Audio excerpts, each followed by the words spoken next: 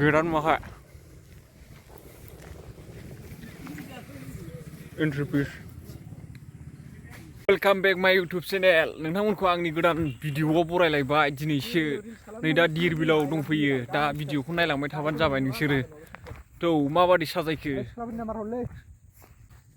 फुरा नै दासो साजायगासिनो माइ गायथ'वाखै नै बेखौ माइ गायबाथाय फुरा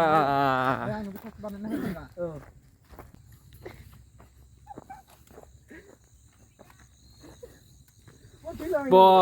मा लादोंलाय बाबुमोन जाग्रा लोंग्रासो बा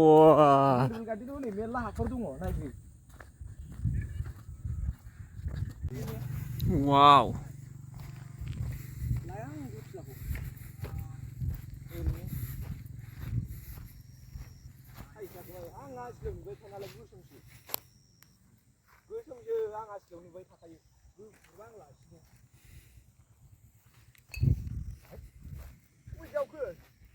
मा बानायनो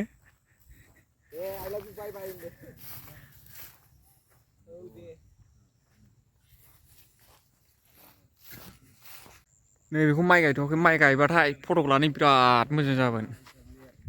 ओमफ्राय नैबेखौहाय नैबे एसे साजायगोन नै बेहाय दोनहैगोन माइ गायखांजोबबाथाय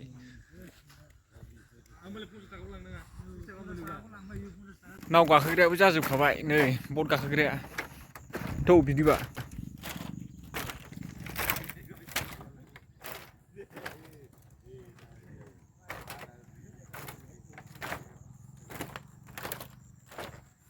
वाव सेंग्रा सिख्ला बेरायफैनो हागोन जरा जरा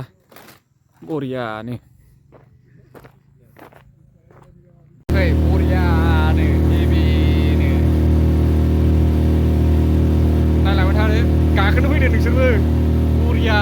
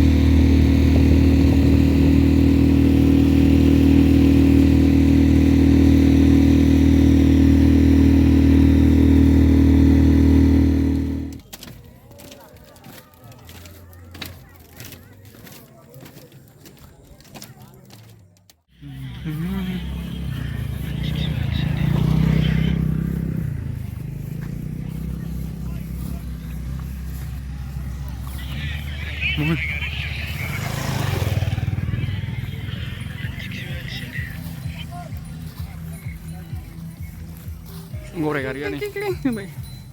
मानसि नै वा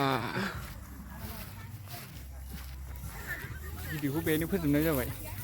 मोजां मोनदोंबा लाइक आरो शेयार खालामनानै होदो।